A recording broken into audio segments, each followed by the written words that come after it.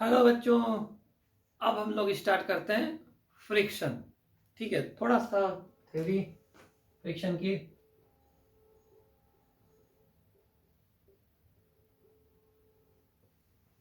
देखिए, फ्रिक्शन में बात करते हैं। फ्रिक्शन क्या होता है?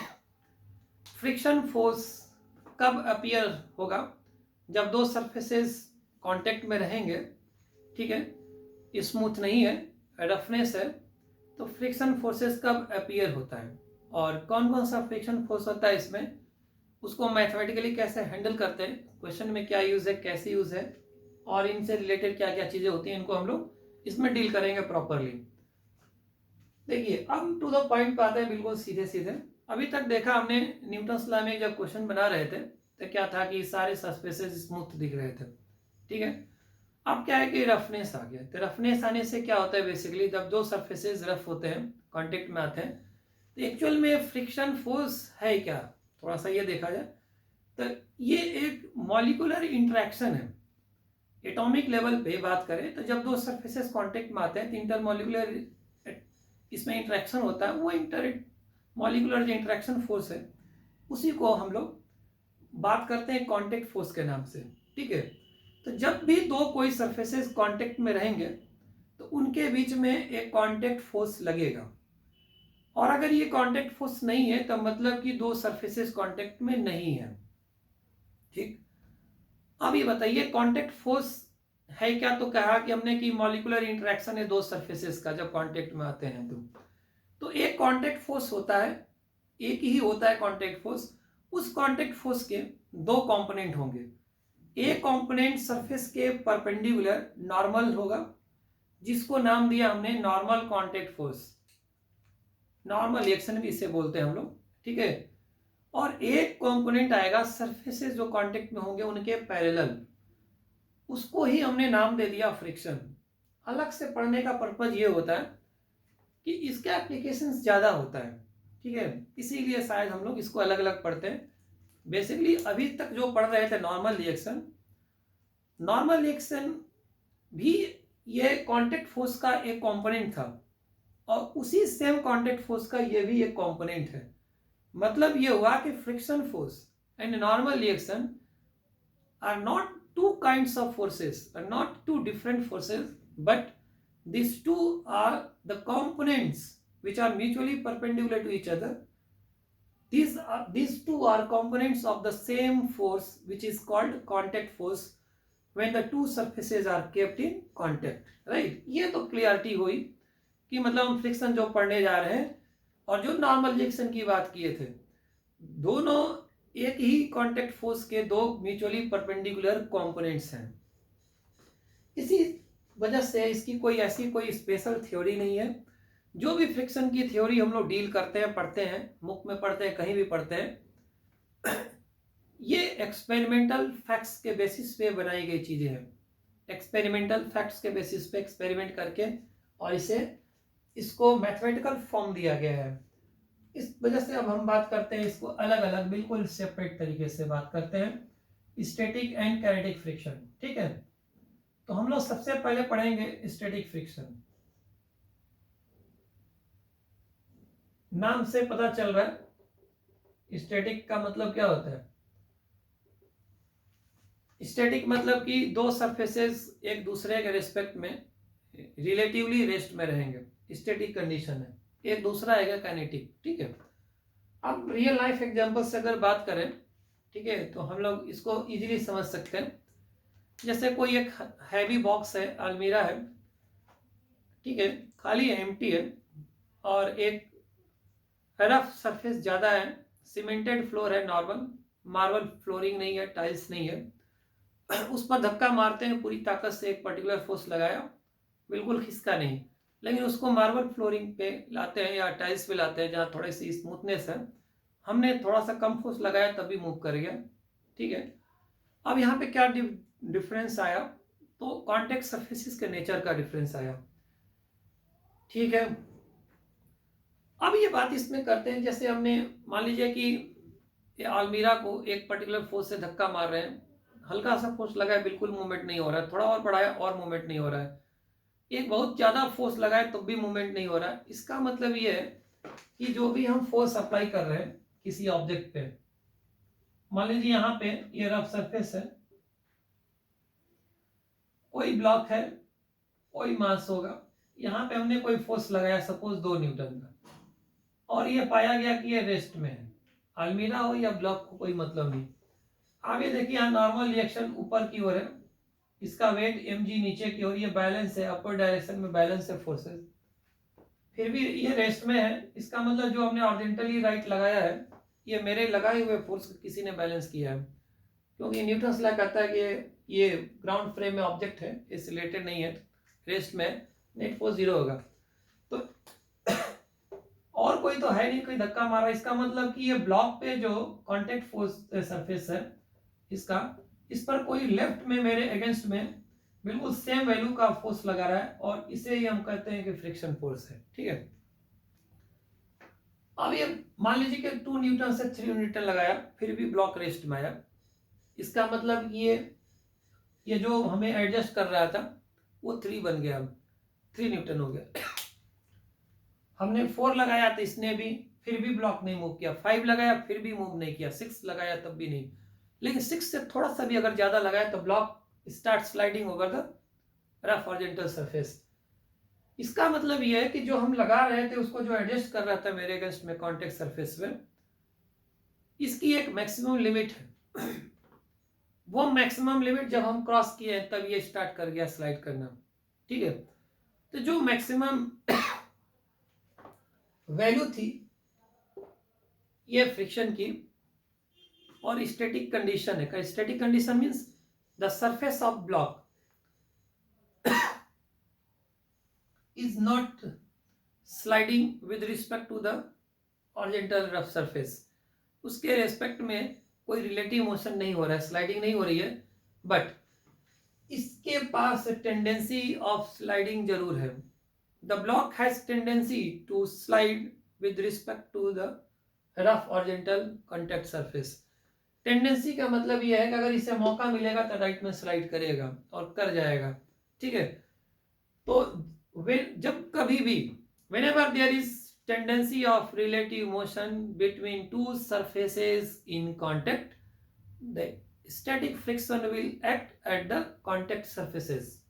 ठीक है, डायरेक्शन किधर होगा, तो जिस कॉन्टेक्ट सरफेस के बारे में बात करेंगे उसके रिलेटिव मोशन होने का चांसेस, टेंडेंसी जिधर होगा किसी दूसरे सरफेस कॉन्टेक्ट के रिस्पेक्ट में उसके अगेंस्ट में लगेगा। ठीक है, कर सकते हो आप, ये फोर्स है, बेसिकली एक्शन रिएक्शन पेयर में ही होंगे।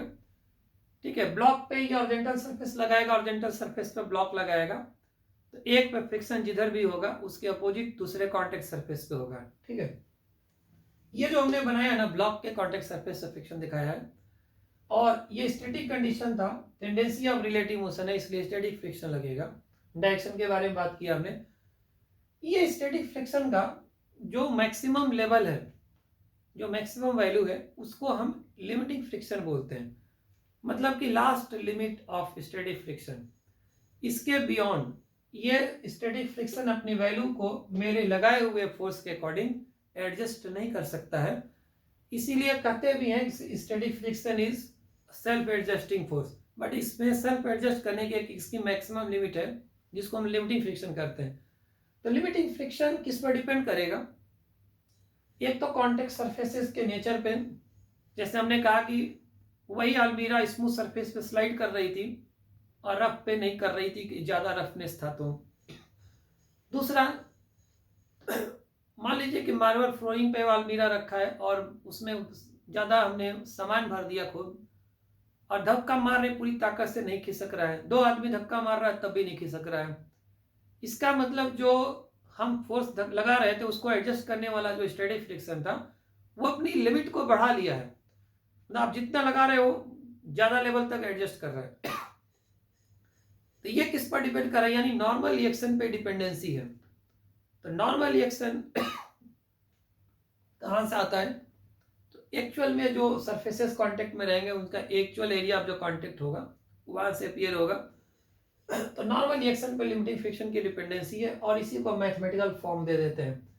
अब देखिए, अब जब ये ब्लॉक कोई ऐसा फोर्स से धक्का मारते हैं और ये अगर ये स्लाइड कर जाता है रफ ऑरिजेंटल सरफेस के रिस्पेक्ट में, अब जो फ्रिक्शन लगेंगे वो उनको बोलते हैं काइनेटिक फ्रिक्शन। ठीक है, तो ये दो फ्रिक्शन का है, इनका न्यूमेरिकल फॉर्मेट है। बात करते हैं हम न्यूमेरिकल फॉर्मेट में।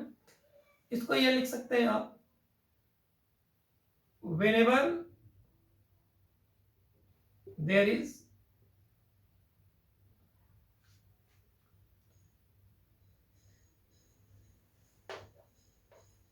tendency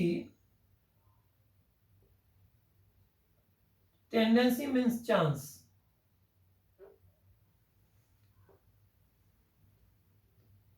tendency of relative motion,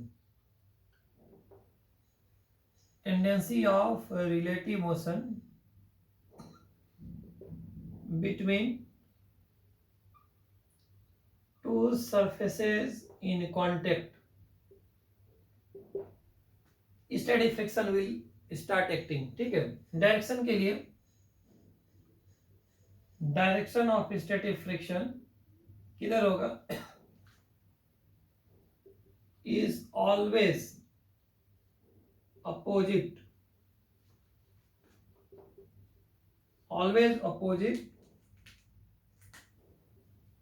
to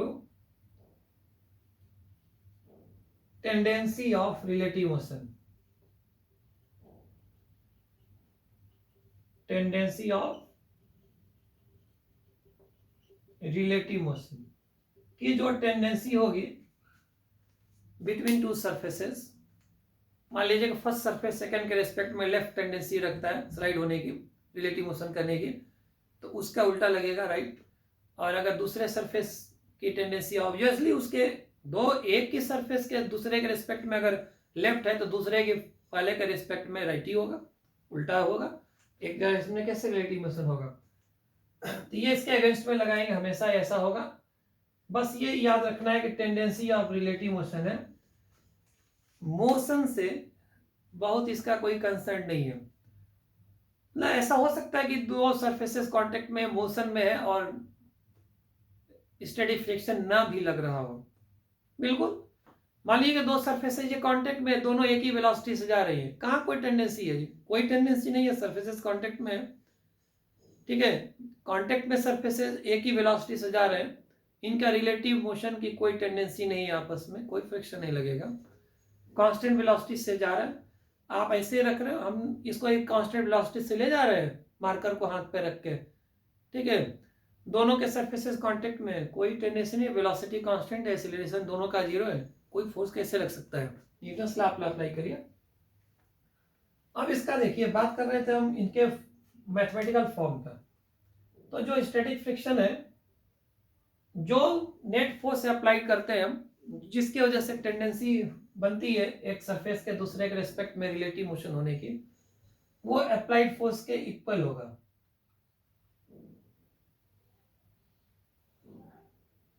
surfaces के पैरेलल के बारे में बात कर रहे हैं। ठीक है, ये कब तक ये बात सही है, कह रहा है कि ये बात है up to limiting friction, up to limiting friction तक ये बात करेक्ट है, एफएल तक। इसको हम लोग सिंबल दे दिए एफएल, लिमिटिंग फ्रिक्शन का, यहाँ एफएस लिखा हुआ है। मतलब स्टैटिक फ्रिक्शन जो है जीरो से लेकर और एफएल तक ही होगा, मतलब कि कोई भी फ्रिक्शन एफएल के ऊपर नहीं हो सकता ज्यादा वैल्यू का। ठीक है, ये एक इसका रेंज है। जीरो कब होगा जी, आप यहाँ फोर्स मत लगाओ, यहाँ पे कोई भी, भले ही रफ है दोनों सरफेसेस कांटेक्ट में, कोई टेंडेंसी नहीं है, अपने आप थोड़ी स्लाइड कर जाए, कोई टेंडेंसी नहीं है। मतलब इस ब्लॉक को आप रफ पे रखो चाहे स्मूथ पे रखो, रखे रहो चुपचाप, अपने आप स्लाइड थोड़ी कर जाएगा स्मूथ पे, तो कोई टेंडेंसी नहीं है। यानी जब तक कोई टेंडेंसी नहीं है, रिलेटिव मोशन का कोई चांसेस नहीं है।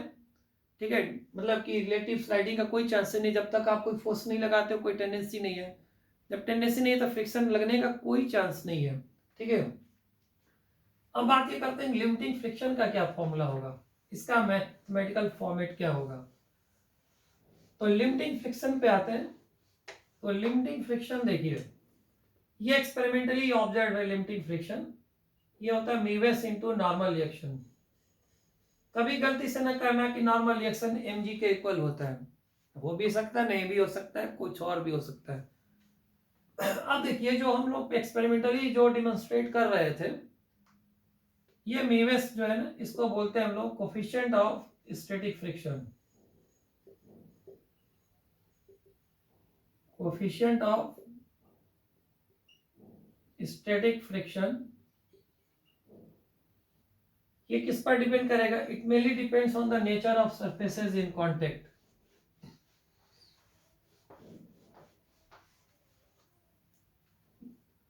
डिपेंड्स ऑन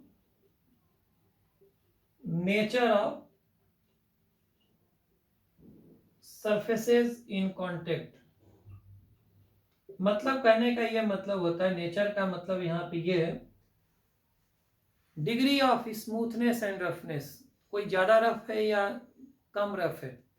जितने ज्यादा रफ होगा ठीक है, जितने ज्यादा स्मूथ होगा उस पे डिपेंड कर रही है।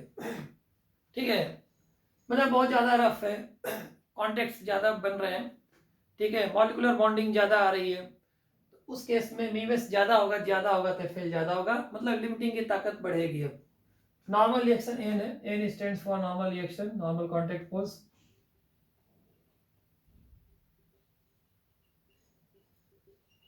ये इसमें एफएल का फॉर्मूला। अब ये बताइए, जब कोई आप फोर्स अप्लाई करोगे, अगर आपको एफएल नहीं पता है तो आप कैसे बता दोगे कि ये ब्लॉक स्लाइड करेगा, रिलेटिव मोशन होगा या नहीं होगा? और ये बात जो कह रहे हैं हम सिंगल ब्लॉक सिस्टम के लिए बात कर रहे हैं अभी फिलहाल, ठीक है। तो हम सबसे पहले क्या करेंगे, किसी भी फ्रिक्शन के क्वेश्चन में कहीं पर भी फ्यूचर में हम सबसे पहले एफएल निकालेंगे, ठीक है। अब ये क्या होता है, दूसरा इसमें बात करते हैं, एक बात कर रहे थे काइनेटिक फ्रिक्शन, क्वेश्चन हम लोग कंबाइन करेंगे, अदरवाइज हमें तो पता है कि स्टैटिक फ्रिक्शन पढ़ रहे हैं इस तरह। अब बात करते हैं काइनेटिक फ्रिक्शन में। तो काइनेटिक फ्रिक्शन कब लगेगा? तो काइनेटिक फ्रिक्शन तब लगेगा जब दो कॉन्टेक्ट सरफेसेस के बीच में रिलेटिव मोशन हो जाएगा, स्टार्ट हो जाएगा। आई मीन काइनेटिक फ्रिक्शन को अगर देखा जाए,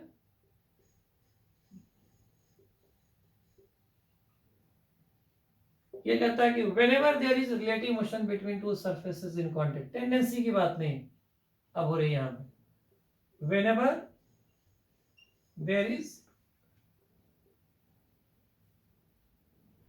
relative motion between two surfaces in contact, kinetic friction will act on both contact surfaces। अब देखिए यहाँ पे भी ये कह रहा है कि रिलेटिव मोशन हो जाएगा, जब जब रिलेटिव मोशन होगा, मतलब एक सरफेस दूसरे के रिस्पेक्ट में जब जब रिलेटिव मोशन में होंगे, रिलेटिव स्लाइडिंग बोलते हैं इसको, रिलेटिव स्लिपिंग होगी, तब तब काइनेटिक फ्रिक्शन लगेगा दोनों कॉन्टेक्ट सरफेसेस पे। और डायरेक्शन बिल्कुल वही होगा, डायरेक्शन ऑफ काइनेटिक फ्रिक्शन की बारे में बात अगर करें तो बिल्कुल वही चीज है, इज अपोजिट टू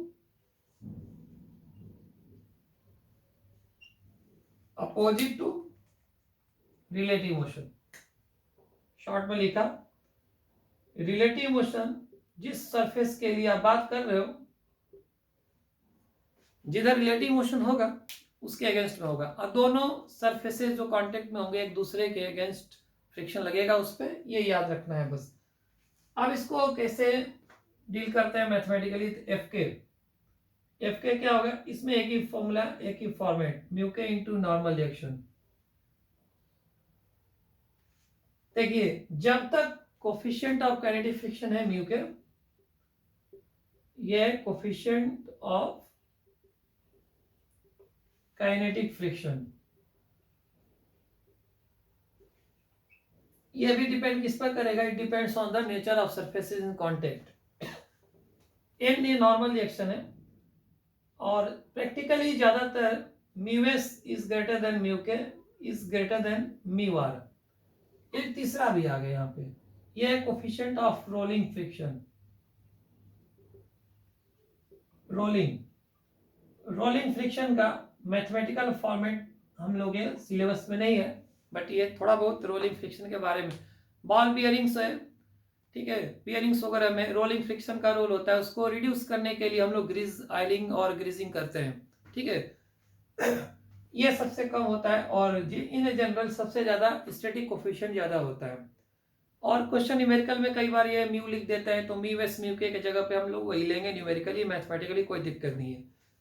अब ये देखिए, जब कोई दो सरफेसेस कांटेक्ट में दोनों आपस में एक दूसरे पे स्लाइड करेंगे, रिलेटिव मोशन हो रहा है, तो आप ये देखिए जैसे धीमे से अगर रिलेटिव मोशन धीरे धीरे हो रहा है, मतलब स्लो हो रहा है रिलेटिव मोशन, रिलेटिव स्पीड कम है, या रिलेटिव स्पीड बहुत ज्यादा है, सरफेस वही है, जैसे आप यही देखो, हम बोर्ड पे फिंगर को स्लाइड करा रहे हैं, धीरे धीरे स्लाइड करा रहे हैं, तेज स्लाइड कर रहे हैं, खुद तेज स्लाइड करा रहे हैं, कोई दिक्कत नहीं, दिक्कत, ठीक है। इस पर स्लाइड करा रहे हैं, धीमे धीमे कर रहे हैं, खुद तेज कर रहे हैं, ऐसे ऐसे, तो सरफेसेस का जो नेचर है वो नहीं बदल रहा है, और जब तक ये बदलेगा नहीं तब तक म्यू के बदलेगा नहीं, नॉर्मल रिएक्शन एक बचा। अभी आप ये कह सकते हो कि as long as the coefficient of friction, मतलब nature of surfaces and the normal reaction remain same, the kinetic friction will remain constant, ठीक है। मतलब कि अगर रिलेटिव स्पीड, रिलेटिव मोशन की रिलेटिव जो स्पीड है दो सरफेसेस की एक दूसरे के रिस्पेक्ट में, अगर बहुत ज्यादा हो जाए, मतलब एबव 10 मीटर पर सेकेंड अप्रॉक्सीमेट डाटा हमने बताया, बहुत ज्यादा हो जाएगी तो सरफेस का नेचर बदलने का चांसेस आ सकता है। जैसे आप दो हाथों को ऐसे रगड़ते हो धीरे धीरे, खूब तेज फास्ट रगड़ो, गर्म हो जाएगा, हीटअप होने की वजह से सरफेसेस का नेचर बदल सकता है, ये बदल सकता है, इसलिए म्यू के बदलने की वजह से एफ के बदल सकता है। ऐसे नॉर्मली हम लोग नहीं मानते हैं कि बदल रहा है। तो देखिए ये बेसिक इसका थ्योरी, इसी से हम लोग पूरे क्वेश्चंस को डील करते हैं। और एक देखा होगा कि बुक वगैरह में ग्राफ बना होगा, तो ये ग्राफ है friction force Y X scale पे रखते हुए एक्स स्केल पे अप्लाइड फोर्स,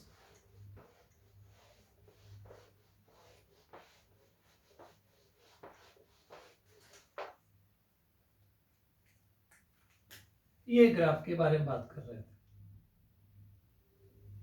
यहाँ पे अप्लाइड फोर्स कोई है और यहाँ पे फ्रिक्शन फोर्स के बारे में। अब ये देखिए, आपने ये कहा था ना कि जो फ्रिक्शन फोर्स है जब तक वो स्टैटिक रहेगा वो अप्लाइड के इक्वल होता रहेगा, मतलब वाई स्केल और एक्स स्केल दोनों जब तक सेम रहेगा तो वाई इक्वल टू एक्स का graph straight line passing through origin बनेगा। ये आपने कब तक कहा था कि ये सही है, तो कहा था कि अप टू लिमिटिंग ये बात सही है।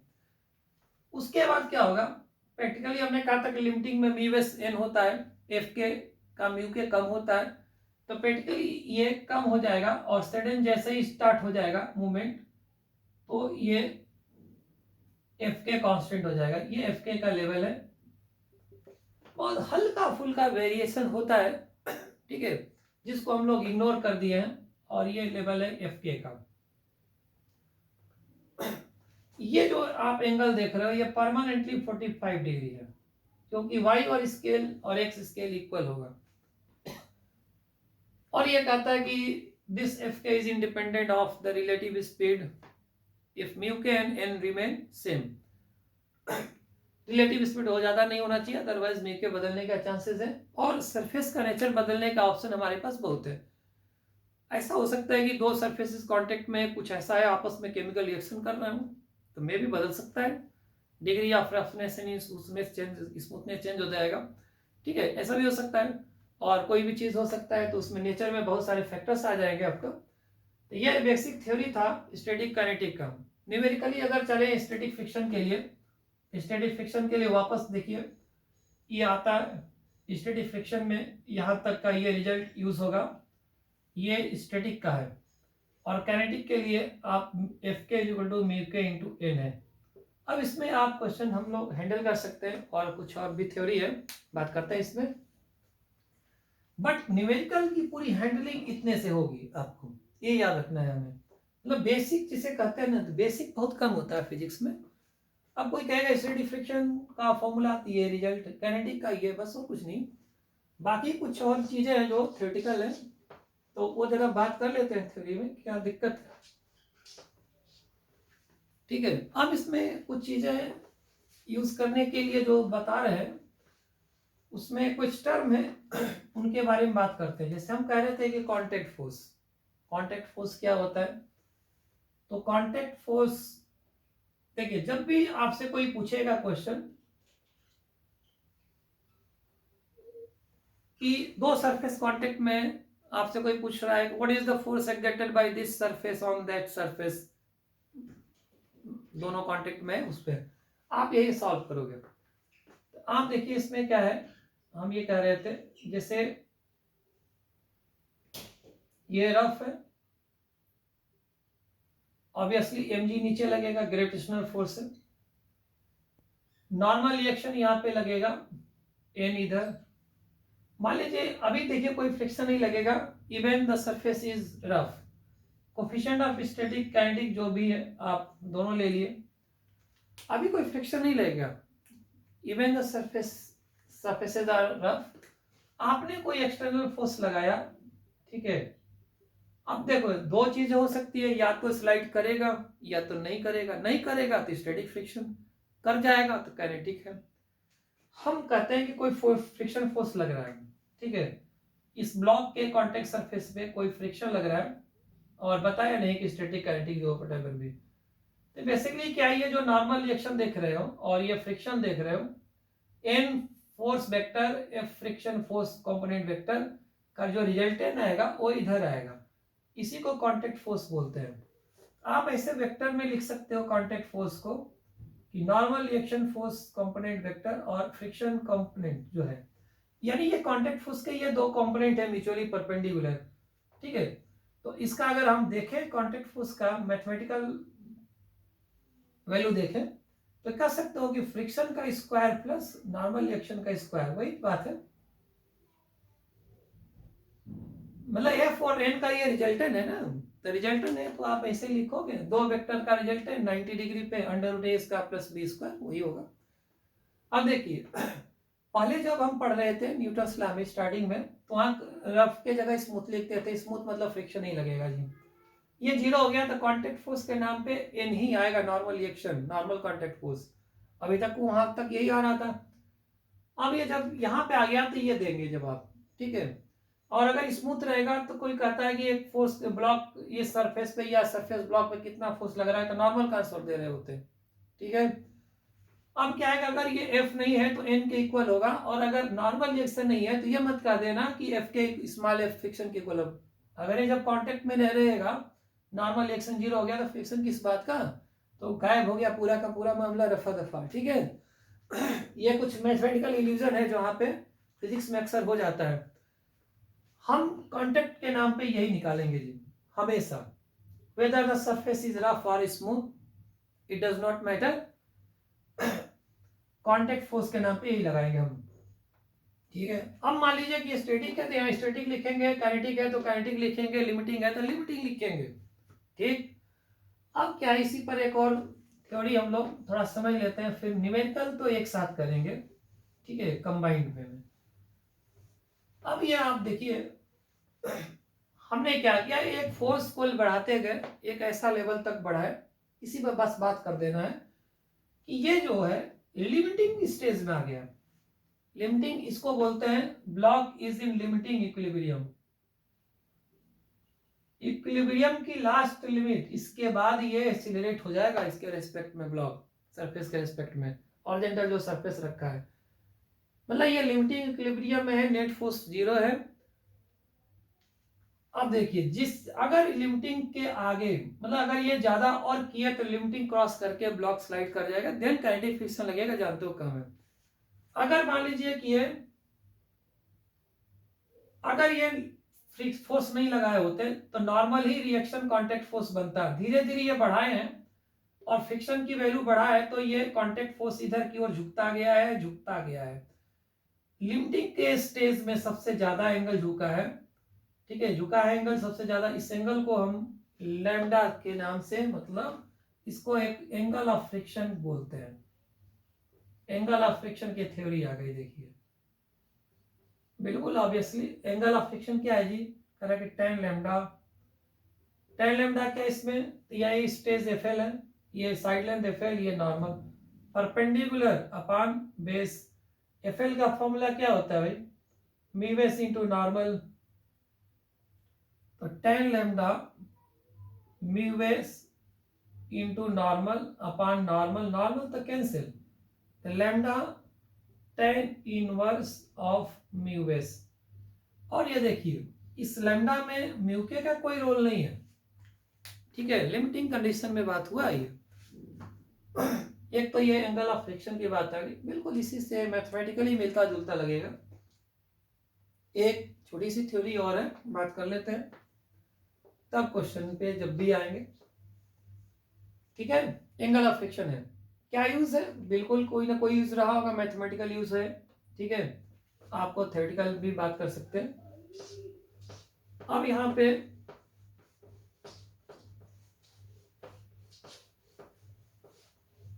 एक आता है एंगल ऑफ रिपोज, इसको थोड़ा सा समझ लें और फिर इसको मैथमेटिकल फॉर्म दे देंगे। देखिए बेसिक यही है, सब कुछ देख रहे हैं आप ध्यान से कि उसी से बन रहा है जो बेस फॉर्मूला था। Angle of repose, repose angle, इसको हमने फाई ले लिया। ये क्या चीज है एंगल ऑफ रिपोज, तो आप ये देखिए, सपोज करिए बुक है, अब यहां पे देखिए ये कोई टेंडेंसी नहीं है ब्लू का हाथ के रिस्पेक्ट में स्लाइड होने की, कोई टेंडेंसी नहीं है, अगर स्मूथ रहेगा तब भी ये ऐसे ही रहेगा। अब क्या है कि इसको देखिए हमने ये धीरे एंगल बढ़ा दिया इंक्लिनेशन, फिर भी ये स्लाइड नहीं कर रहा है बुक मेरे हाथ के रिस्पेक्ट में, बट ऐसा नहीं कि इसकी टेंडेंसी नहीं है, थोड़ा सा अगर हाथ चिकना होता और सरफेस इस बुक का ये स्लाइड कर गया होता, मौका मिल जाता तुरंत, मतलब इसका पास मौका है। द ब्लॉक मतलब ये book, the surface of book has tendency to slide down the incline surface, hand का जो हाथ का है। अब देखिए धीरे धीरे एंगल बढ़ाते जाए, एक ऐसा एंगल आएगा जिस पर ये बुक आप रख दोगे ना तो भी स्लाइड करेगा। नेचर ऑफ सरफेसेस नहीं बदलना है, तो जिस मैक्सिमम एंगल ऑफ इंक्लिनेशन तक ये बुक स्लाइड नहीं किया है, यानी कोई ब्लॉक रफ हॉरिजॉन्टल सरफेस पे इंक्लाइंड सरफेस पे स्लाइड नहीं करता है, उस मैक्सिमम एंगल को जहां तक स्लाइड नहीं कर रहा है, रिलेटिव मोशन नहीं हो रहा है, ठीक है, उस मैक्सिमम एंगल को एंगल ऑफ रिपोज बोलते हैं। या ये कहो एक ऐसा minimum angle of inclination rough inclined plane का जिस पर रखा हुआ कोई ब्लॉक स्लाइडिंग स्टार्ट करेगा। देखो ये लिमिटिंग कंडीशन है, वहां पे दोनों बात एक साथ होती है, मतलब आप ये कह सकते हो कि ये स्टेज लिमिटिंग का था, ये म्यू एस म्यू के दोनों आप लिख रहे हो, यहाँ पे एक ब्लॉक बनाया था हमने, एम मास का है, ये वो एंगल है मैक 5, तो ये रेस्ट में है और ये लिमिटिंग इक्विलिब्रियम में है, ठीक, मतलब ये लास्ट लिमिट है, इसके आगे एंगल बढ़े कि ये स्लाइड करना स्टार्ट किया, क्यों कर रहा होगा आप ये जनरलाइज कर सकते हो। mg है, mg का ये कंपोनेंट आप ज्योमेट्री को देखिए, mg cos 5 इधर आएगा down the incline, mg sin 5, यहां normal reaction, normal contact force, right. mg जो साइन थीटा कंपोनेंट था यहाँ पे 5 लिया है,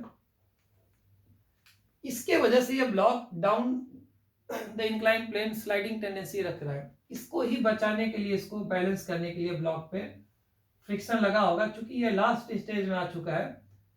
तो mg sin थीटा, एक्चुअल में हुआ क्या होगा, जैसे जैसे आप एंगल बढ़ा रहे थे ना, तो एंगल बढ़ने की वजह से cos थीटा जब वैल्यू बढ़ेगी, मतलब एंगल बढ़ेगा तो cos थीटा की वैल्यू बढ़ेगी या घटेगी, तो एंगल बढ़ने से cos थीटा की वैल्यू घटेगी, mg sin थीटा की वैल्यू बढ़ेगी, तो ये कंपोनेंट जो है बढ़ता जा रहा था, ठीक है, और नॉर्मल इस mg cos थीटा के इक्वल होगा, तो ये नॉर्मल कमजोर पड़ता जा रहा है, जिसकी वजह से FL म्यूएस इंटू एन होता है, म्यूएस तो वही है कॉन्टेक्ट सरफेसेस बेटा, तो नॉर्मल कमजोर पड़ता जा रहा है, दोनों तरफ से हो रहा है, एक तो ये बढ़ रहा है जो स्लाइडिंग टेंडेंसी बनाएगा, स्लाइड कराने की जो ताकत रखता है, और ऊपर से FL की पावर कमजोर होती जा रही है, ठीक है, तो जब ये डोमिनेट कर जाएगा FL के ऊपर तो स्लाइड कर जाएगा, नीचे रिलेटिव एक्सीलरेशन से स्लाइड करेगा, ठीक है। अब क्या होगा, ये तो लास्ट स्टेज, इस समय तो बैलेंस है मामला पूरा। ये जो भी एबीडी बना रहे हो आप with respect to ground frame, ठीक है, ये अंडरस्टूड है। नॉर्मल रिएक्शन कितना है जी, mg cos फाई है। अब देखिए mg जो साइन फाई है, इस कंडीशन में mg साइन फाई को बैलेंस कौन कर रहा है, fl। fl की वैल्यू है म्यूएस इंटू नॉर्मल, नॉर्मल की वैल्यू है mg cos फाई। mg को आप कैंसिल मारो, यहीं पे सॉल्व कर दिया, ठीक है, ये हटा दे, ऐसे कर दे। ध्यान से देखिए tan फाई क्या आ गया, म्यूएस, तो एंगल ऑफ रिपोज क्या है, tan इनवर्स म्यूएस, और यही क्या था वहां पे, एंगल ऑफ फ्रिक्शन भी था। एक्चुअली में हो क्या रहा था वहां पे, जो हम क्या कर रहे थे, फ्रिक्शन की वैल्यू बढ़ा रहे थे, ठीक है, एक जो अप्लाइड फोर्स था, तो ये कांटेक्ट फोर्स ऐसे एंगल से झुकता जा रहा था, मैक्सिमम तक झुका था लिमिटिंग के स्टेज में। यहाँ पे क्या है, यहाँ पे हम सीधे प्लेन को ही झुकाते जा रहे हैं, बस ये डिफरेंस है सिचुएशन का। एंगल ऑफ रिपोज का यूज क्या है, क्वेश्चन के एंगल से ध्यान से देखें, अगर यूज ये है, हम इसको मिटा दे रहे हैं, तो यूज देखते हैं।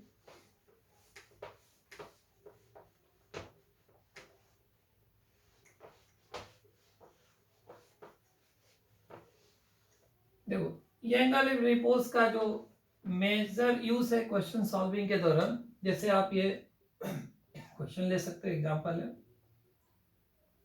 जैसे मान लो ये ब्लॉक है एम मास का, ये रफ सरफेस है, म्यू एस म्यू के जो भी आप कहना है दोनों ले लो, ये एक एंगल पे रखा है थीटा। अभी इसमें देखो आप क्या है, अगर ये जो थीटा है, अगर ये less than equal to phi है, where phi is nothing but angle of repose, यही है।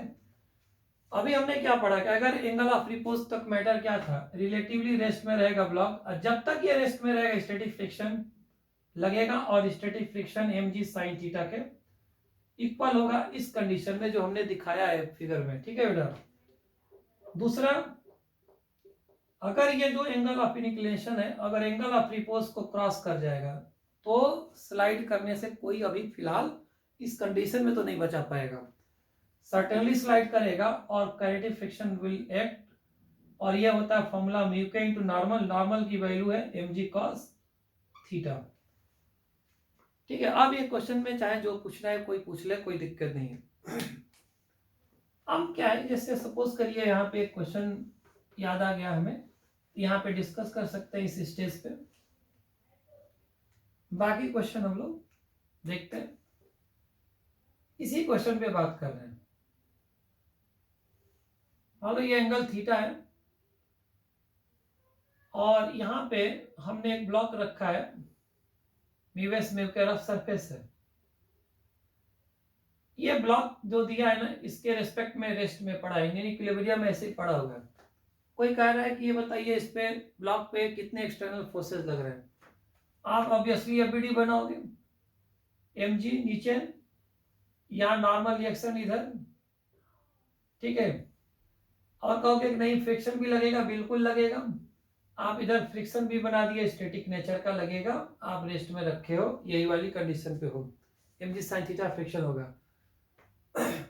अब देखिए हमने ये पूछा कि कितने एक्सटर्नल फोर्सेस ब्लॉक पे लगेंगे, तो एक mg हुआ, और नॉर्मल और fs जो है स्टैटिक फ्रिक्शन या काइनेटिक फ्रिक्शन जो भी हो जाए, ये दोनों एक ही फोर्स के दो कंपोनेंट हैं, जिसको हम नाम दिए थे कांटेक्ट फोर्स। तो इसमें टोटल एक्सटर्नल फोर्सेस जो ब्लॉक पे है, वो एक ग्रेविटेशनल और एक कांटेक्ट फोर्स जो इंक्लाइन सरफेस में लगाया है, सिर्फ दो फोर्सेस लग रहे हैं एक्सटर्नल, काउंटिंग पूछ रहे थे। मान लीजिए किसी ने कहा कि find the force exerted by rough inclined plane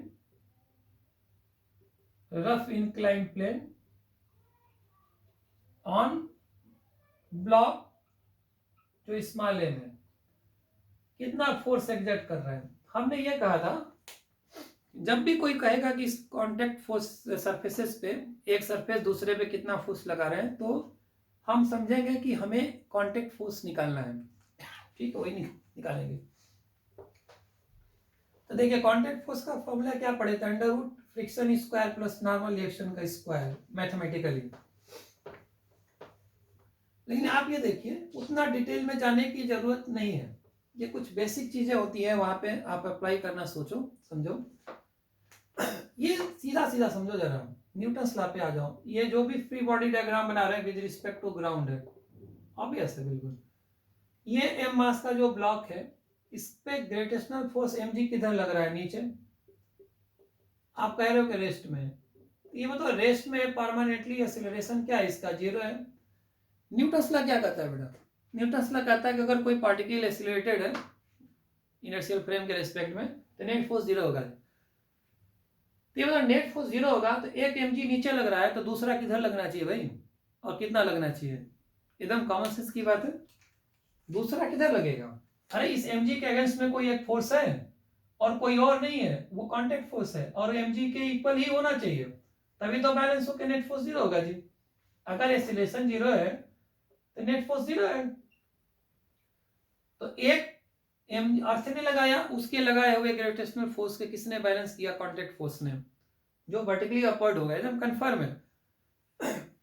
ये नहीं है कि आप डायरेक्शन निकालेंगे मैथमेटिकली, कर सकते हो, कोई दिक्कत नहीं है। तो ये है कि एकदम बिल्कुल शॉर्टकट है, आपने डायरेक्ट आंसर बता दिया mg। मान लीजिए कि ये फर्स्ट मेथड है, आपने इसे सॉल्व किया थोड़ा टेक्निकली। आप सेकेंड मेथड में क्या है कि आप मैथमेटिकली आप पढ़े हो, ठीक है, आपको फॉर्मूला पता है, ऐसा नहीं है कि फॉर्मूला लगाएंगे तो गलत हो जाएगा। हमें कांटेक्ट फोर्स निकालना है ना, निकालेंगे। फॉर्मूला क्या होता है, फ्रिक्शन का स्क्वायर। अब देखिए यहाँ पे फ्रिक्शन कितना है, स्टैटिक है, और अभी पढ़े थे mg sin थीटा के इक्वल है। तो फ्रिक्शन कितना है, mg sin थीटा का whole square plus normal reaction. Normal reaction देखिए यहाँ पे कितना है, नॉर्मल रिएक्शन mg का ये कंपोनेंट mg cos थीटा था, ठीक है, और फ्रिक्शन mg sin थीटा ये आ गया। तो यहाँ पे आ गया mg cos theta is the value of normal reaction, ये लगा दिया। आप देखिए mg का होल स्क्वायर, mg का होल स्क्वायर का अंडर रूट में है, बाहर करेंगे तो mg बन के निकलेगा, अंडर रूट में क्या बचेगा भाई, sine square theta plus cos square theta is equal to क्या होता है बेटा, 1 होता है। तो आप आया कितना mg। अब क्या देखिए सेकेंड मेथड में यह है कि आप बेसिक फॉर्मूले से हैंडलिंग कर रहे हो क्वेश्चन की, और सब चीजें सही निकाले हो, कंपोनेंट, नॉर्मल रिएक्शन, फ्रिक्शन, सब everything is fine, okay, then will get the correct answer. Otherwise अगर डिस्टर्ब हुआ कुछ भी बीच रास्ते में, गलत। ये एक लॉजिकल थॉट है और ये भी लॉजिकल है, मैथमेटिकल है। तो आप ये बताओ, ये सोचने वाले तो इसको तुरंत बना देंगे, आप जब तक ये सोचोगे, किसी एक को सोचोगे तब तक ये बन चुका होगा। तो यही बोलते हैं हम लोग, ये टाइम का डिफरेंस है किसी क्वेश्चन को बनाने में। तो फिजिक्स में यही रोल ज्यादा प्ले करता है, which method you are using or opting for, मतलब क्या ऑप्ट कर रहे हो आप, कौन से मेथड या टेक्निक को ऑप्ट कर रहे हो, ये मैटर नहीं करता है बहुत ज्यादा। ठीक है, नॉलेज है, आपने सब पढ़ा है, सब कुछ जानते हो, but at the moment, at the time of examination, ठीक है, आपने क्या एक्शन लिया, पहले एक एक्शन लिया फिर बाद में आपने डिसीजन चेंज किया, टाइम लग गया उसके बीच में, ऐसे अगर 10 बार आपने किया, ठीक है, तो बहुत बड़ा लॉस हो जाएगा। तो ये क्वेश्चन सॉल्विंग के ये टेक्निक्स है और इस तरीके से हैंडलिंग करते हैं आप। जैसे मान लीजिए कि चीजों को आप सॉल्व करके भी बनाओगे क्वेश्चन को। अब ये देखिए, ये एंगल है 30 डिग्री, बिल्कुल सिमिलर क्वेश्चन, ये ब्लॉक है 2 kg। अब आपको ये नहीं कहेगा कि ये रेस्ट में रखा है, आपको म्यूवेस दे रहा है, आपको ये म्यूवेस दे रहा है, और ये म्यूवेस दे रहा है 0.8, म्यू के दे रहा है 0.3। कह रहा है कि what is the friction force on the block, find the friction force on block. कह रहे कितना निकालो ब्लॉक पे। अब बहुत लोग कहते हैं कि ये तो रखा हुआ था रेस्ट, ऐसा नहीं है, कहीं क्वेश्चन में नहीं बोला है। 2 kg के ब्लॉक को इस सरफेस पे रख के छोड़ दिया, अब क्या होगा आप समझो, काहे थोड़े हमने की रेस्ट में, आप मान लोगे पहले ही से, ठीक है। ये अभी थोड़ी कहेंगे स्लाइड कर रहा है, जब यही कोई बता देगा, ये बताओ हम कह देंगे स्लाइड कर रहा है, मान लो कुछ ऐसा सिचुएशन होता तो आप दिमाग क्यों इतना लगाओगे, स्लाइड करेगा तो एफ के लगा दोगे, म्यू के इंटू नॉर्मलाइजेशन निकाल लेंगे। ठीक है, ये पूछा गया है आपसे, आप डिसाइड करो कि whether the block will slide और नॉट। आप क्या करेंगे, देखिए इसको भी सॉल्व करने के बेसिक तरीके भी हैं। बेसिक तरीकों में यही आता है कि एम जी का कॉम्पोनेंट निकालेंगे, एम जी का component M G cos theta M G sine theta, normal reaction friction इधर लगेगा जो भी फ्रिक्शन होगा, फिर चेक करेंगे कि M G sine theta limiting को क्रॉस किया कि नहीं किया, क्रॉस कर गया तो स्लाइड करेगा, नहीं तो नहीं। ये बहुत एक सिस्टमेटिक चलेंगे आप तो कई स्टेप्स का हो जाएगा। ध्यान से देखिए, ये एंगल ऑफ इंक्लिनेशन कितना है 30 डिग्री, म्यू का कनेक्शन किससे है, एंगल ऑफ रिपोज का, मतलब tan phi angle of repose 0.8, मतलब फाई एंगल आप मैथमेटिकली एनालाइज करने की कोशिश करो 0.8 को। देखिए ध्यान से, अगर 45 डिग्री होता tan थीटा तो 1 आता, 1 से पहले है 0.8, और हम जानते हैं कि एंगल जब बढ़ेगा तो टेंजेंट थीटा की वैल्यू बढ़ती है। तो ये बताइए 45 डिग्री से अगर बात करें तो ये 45 डिग्री तो नहीं है, क्योंकि पहले कम है 45 से। ध्यान से देखिए 30 डिग्री, मतलब कहीं ऐसा तो नहीं कि एंगल ऑफ रिपोज है, तो 30 डिग्री की वैल्यू जो होती है 1/√3 होती है tan थीटा में। 1/√3 मतलब कि √3/3, एक ही तो बात हुआ, तो √3 1.73 डिवाइडेड बाई 3, तो ये कुछ आ रहा है, जो भी वैल्यू आ रहा है 1.7 ही ले लो आप, 1.7 डिवाइडेड बाई 3 0.6 के आसपास है, 0.5 से काफी ऊपर है। ठीक है, तो ये तो लग रहा है कि ये मतलब 30 डिग्री से ऊपर है। बस हमें तो बस इतना ही जानना ही है कि this angle is basically greater than 30 degree, यानी जो ये एंगल थीटा है वो एंगल ऑफ रिपोज से पहले वाला है, और ये हमें पहले से पता है, एक अभी लिखे थे जस्ट थ्योरी, कि अगर कोई एंगल ऑफ इंक्लिनेशन अगर एंगल ऑफ रिपोज से कम या बराबर है तो फ्रिक्शन फोर्स का आंसर होता है स्टैटिक, और आंसर इस वाले में एम जी साइन थीटा, मतलब एम की वैल्यू 2 kg, जी की वैल्यू 10, और साइन 30 डिग्री की वैल्यू कितना 1/2, ये 1/2 इससे कट गया तो कितना आया 10 न्यूटन फ्रिक्शन फोर्स आएगा। मतलब इसका कमाल था। बस अगर हम इसकी वैल्यू अगर 30 डिग्री से कोई नीचे वाला आने वाला था तो ये स्लाइड कर गया होता, मतलब एंगल ऑफ रिपोज कम रहता है, ये ज्यादा रहता तो ऑब्वियसली स्लाइड करेगा, तब काइनेटिक फ्रिक्शन पर सोच लेंगे। तो ये एंगल ऑफ रिपोज का इनडायरेक्ट यूज होता है कुछ ना कुछ, ये बहुत जगहों पे यूज है। जैसे आप कई टाइप के पैटर्न में क्वेश्चन जाओगे, लगेगा कि ये मतलब आपको ऐसे आइडिया लगाना थोड़ा मुश्किल होगा डिफिकल्ट क्वेश्चन में, लेकिन बहुत जल्दी बनाएगा। जैसे ये क्या है कि एक स्फेरिकल बाउल है, रफ सरफेस है, ठीक है, म्यू दिया हुआ है, म्यू मतलब म्यू को जो इच्छा करे वो लगा। एक यहाँ पे इंसेक्ट है, कीड़ा है, एम मास का ले लो, ये हेमिस्फीयर है आर रेडियस का, ये क्या ये चढ़ता जा रहा है, इस पर चढ़ता गया चढ़ता गया चढ़ता गया चढ़ता गया, तो क्या ऐसा लग रहा है कि पूरा ही चढ़ जाएगा। तो एक ये पूछते हैं कि ये कितना मैक्सिमम एंगल तक चढ़ सकता है या कितना मैक्सिमम हाइट तक चढ़ सकता है, जो भी है कितना मैक्सिमम एंगल अल्फा आ सकता है। अगर हाइट पूछेगा तो ये पूछेगा कितना मैक्सिमम हाइट ये एच चढ़ सकता है, सब इसी कंडीशन में कितना हॉरिजॉन्टल डिस्टेंस दिखा सकते हो। ध्यान से आप ये देखो, जब इंसेक्ट यहाँ पहुंचेगा तो ये यहाँ पे अगर एक टेंजेंट लाइन ड्रॉ करें,